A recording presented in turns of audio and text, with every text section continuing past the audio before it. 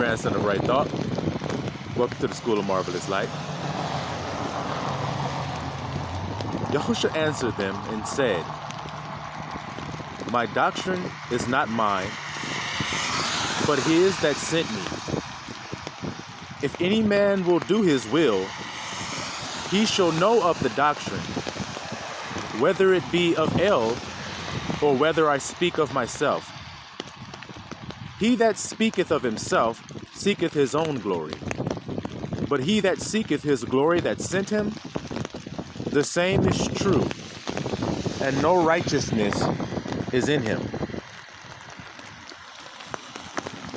Let's eat, little flock. Did y'all hear that? My doctrine is not my own. You see, I know that when you come to the School of Marvelous Light, you're hearing some things that you haven't heard before. You're hearing some things that are strange or new. I'm aware of that. Or maybe you're hearing the same thing, but you're hearing it explained in a different way. Or in other words, the grandson of Right Thought's doctrine. Is the doctrine that I teach you guys, is it my own? The doctrine of the thoughts and the feelings? The male and the female? The Jacob and the Esau within you? Is that doctrine my own? Or was it given to me to give to you? Like Yahusha said. Well, the only way you will know the answer to that is to do the Father's will. That's what Yahusha said. That's the only way you'll know if what you're hearing came from me or if it came from the Father. And isn't that true? You can trust the Father, but you can't trust men. In other words, let all men be liars, but let God be true. So then if you heard something from somebody that's true, you have experienced that it's true. See, he says you have to do the will. From doing the will, you saw that what that person said was true. Then you know it came from the Father. You see? You know that it didn't come from them. Because if it came from them, then that person is seeking their own glory. They're telling you something that came from their own thinking, their own mind. And it won't work. It will sound good, but it won't deliver. It won't yasha. It won't bring salvation. It won't save. You see what I'm saying to you? See, the will of the Father, once you do it, then you know the doctrine, like Christ said. That's the only way you know it. So if he's teaching it, how is he able to teach it? Obviously, it's from doing the will. If that's how you know it, then that's how he knows it. You see? Not my will, Father, but your will. That's what I told you he was imploring us all to do. To submit our wills to the Father's will. Why? So that we could understand the doctrine of the Father. The teachings of the Father. What good would it do you to live in your Father's house, but yet you listen to everybody else's teachings except your own Father?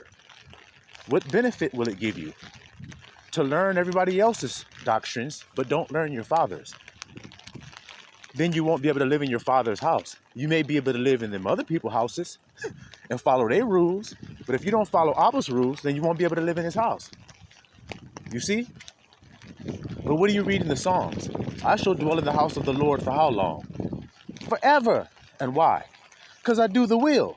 Now, who's the one that said that? That would be David.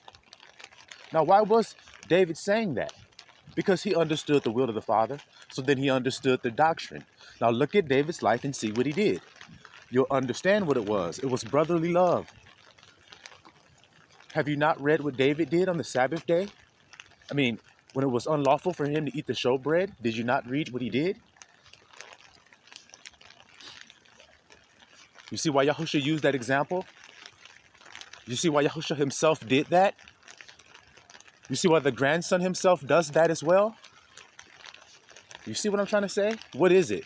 What is the grandson doing? He's going against the mainstream religious world.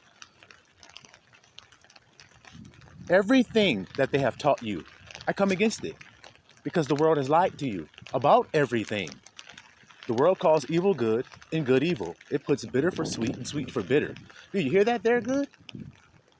Do you hear it there, good? You know good and well in this world that the things that are healthful to you, the things that are healthful, most times are bitter. Out of all the things on your plate, the most healthy thing for you on there is usually the most distasteful to you. So instead of calling that thing sweet, you call it what it tastes like. You judge it on outward appearance instead of the nutrient content of it and the benefits it gives you. Because if you understood how well it did for your body, then you would call it sweet. But you don't. Y'all understand this here today?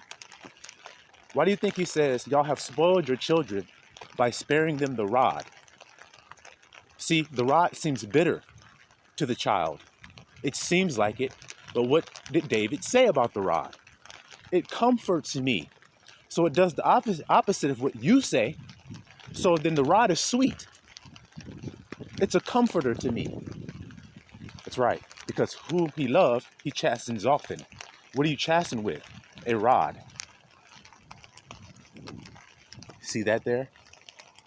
This is why he says you must be transformed by the renewing of your what? See how it connects together? And this is what I mean about going against the mainstream of the world. I've been transformed because I keep the will of the Father. Therefore, he reveals his doctrine to me. Therefore, I share it with you. Doesn't it make sense? And the only way you'll know if what I'm telling you is true or not is to do. That's the only way you'll know it. You can't hear me and believe me because my words are not carnal. They're spiritual. And the only way you can hear spiritual is to be translated into your spiritual body. Well, what's the only way you can be translated into your spiritual body? To have died to your old life. To die to your carnal ears and your carnal eyes that judge outward appearance and how things sound on the surface. When you judge the heart, then you don't do that anymore. But you still dwell among people who do. You see that? You've been transformed and translated. People will not listen to your word. They have to do it in order to hear it. That's why he says, don't be hearers only, but be you doers of it. Because it don't benefit you just to hear it. Abba didn't tell it to you just for you to hear it. He told it to you so that you can do it and fulfill it. Like Yahusha said.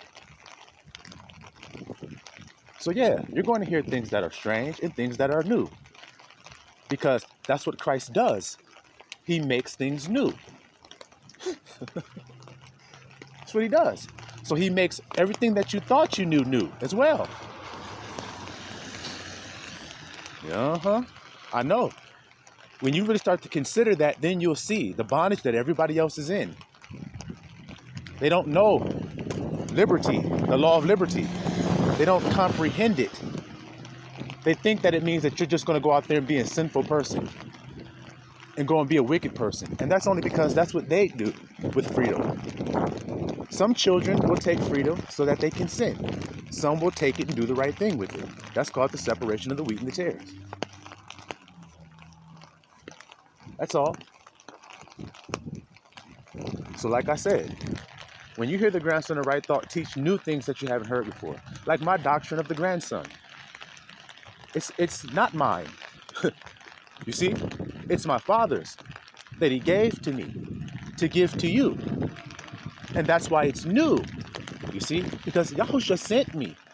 That's what he said. If you seek the glory of he who sent you, then you're true. And there is no unrighteousness. You hear that? None. No wrong thinking. You see why he calls me the grandson of right thought? Do you see how everything connects? I mean, really. Do you really see how easy it is to connect these things that I say to you? The grandson is telling you the doctrine of the grandson. The branch is telling you the doctrine of the branch. Why? Because he's the only one who knows his name. He's the only one who knows who he is. You understand that? He's been translated and changed and given a new name that only he knows it. You see? So then he tells you what he had heard. Just like Peter's name was Peter and it was changed to Cepha or Kepha, rock.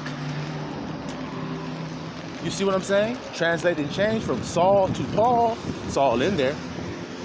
Those ain't the same two men. Those are translated men. See, that's the gift. The gift is your identity. Your life is hid in God with Christ. See?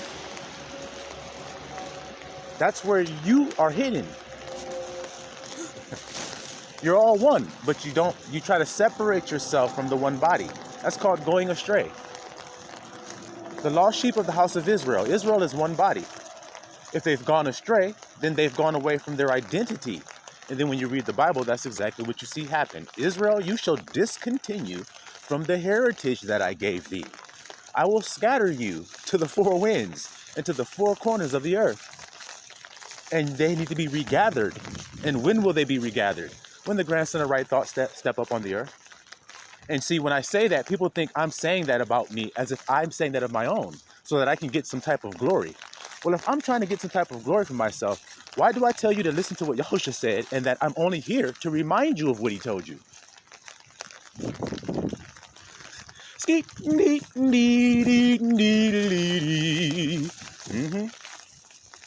That's right.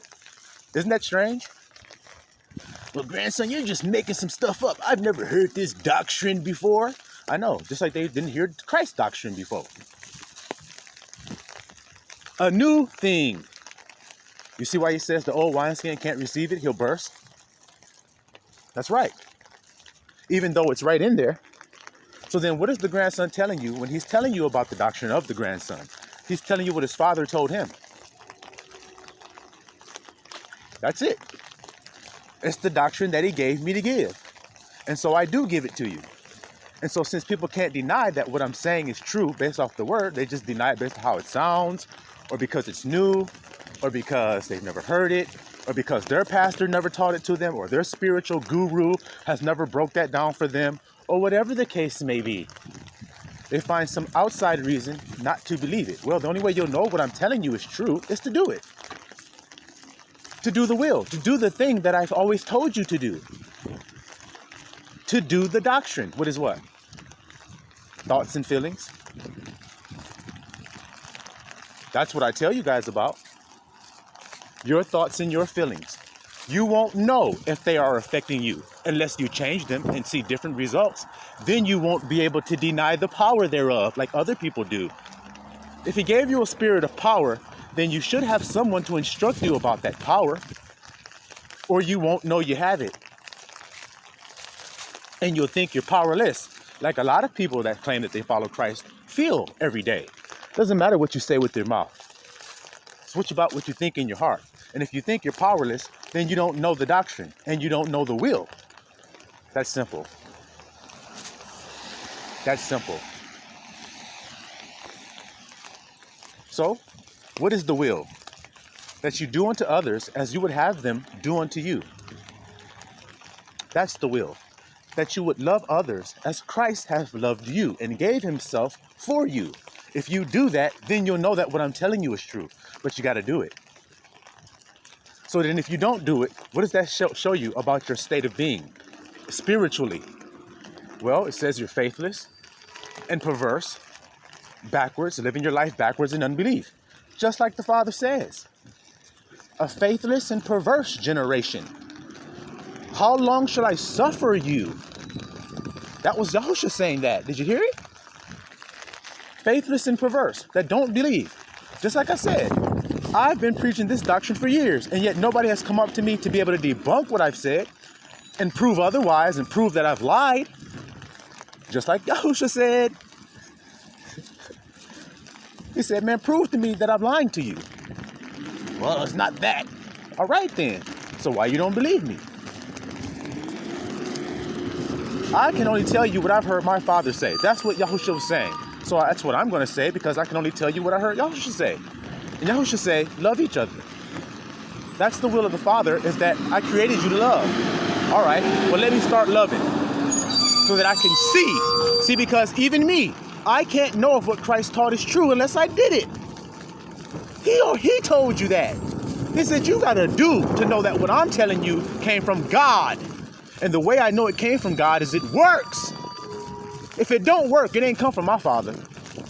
But if it do work, then I know exactly where it came from, because that's power. and I found the power to work. So now I just share it with you guys. And it's amazing how many people don't want power, but claim they do. But I'm watching them deny the power thereof every damn day. They don't listen, nor do they do the will. They don't even try it. Hell, what grandson is talking about. My thoughts and feelings ain't got nothing to do with my life. My life is controlled by my circumstances and what's going on around me. As long as you keep thinking that, then you're in error. And you're subject and a slave to your circumstances, aren't you? Now you match up what I've told you to what Christ told you. And what did he say? Ask believing. If two of you agree concerning anything, it shall be. I love stuff like that. I love hearing things like that. Wait a minute. If two of us agree, nothing can stop us. Well, of course, because you're utilizing the most powerful thing in existence, which is love. That's the most powerful thing. And the only way you know it is if you have to do it and try it and see. You have to stop being a coward. You have to stop being faithless, perverse, and backwards, and try to stand on faith instead. And then see if he rewards you for diligently seeking his name in faith, and no longer in lies, and in adultery, in idolatry. It ain't no power in that. I know why you saying that to me. It's because you judge me on outward appearance. Abba did all this for a reason. I hope you understand that. I hope you understand that Abba made me look like this, made me wear these clothes, made me talk the way I talk, made me use rude speech the way that I do. He made me do all of that so it would be offensive to the outward appearance. Don't you hear it? Don't you hear it?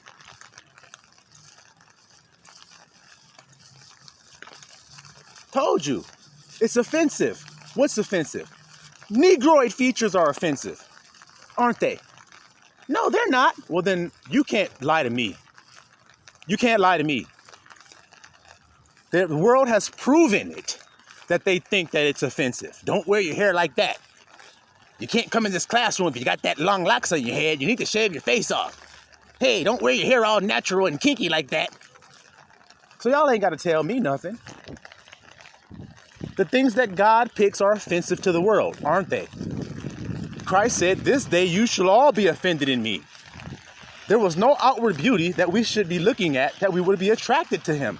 See? He took on the form of a servant. See? Why? To check your heart. If he comes looking the way you expect him to look, then you will only pick him because of how he looks. You won't pick him for the truth, for what's coming out of his heart. You'll pick him for how he looks. I don't want that. So I'll make sure that that's not why you pick him. I'll make him offensive to you.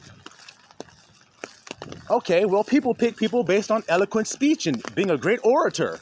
Well, I'm going to pick somebody who ain't, who talk regular, who going to say what I tell him to say, regardless of what man thinks about it. That's who I want. Because men lie about what's bad. We've already decided that when we read the scripture and it said that they call evil good. So if a nigga tell me how I'm talking is evil, he's lying. Because good speech is truthful speech. Evil speech is lying speech. To add or to take away from that is to go against God. Y'all read the commandments. Don't lie. Speak truth to your neighbor. So then I let God be true about how I talk. And then I prove it by how I talk. But y'all get offended by the sound of it. You get offended by the word picking. You get offended by the word choices, even though I didn't choose these things. I didn't create them neither. When I got here, this is what it was. So then why are you mad at me? Because, man, a man of God does that, and a man of God does this. How do you know? Do you keep the will of the Father? Yes, I do. Okay, well then if you know, if you do keep the will of the Father, then you would call me true. Just like Yahusha said. You would know I came from that master you say you love. If you knew Yahusha, then you would love me. It's that simple.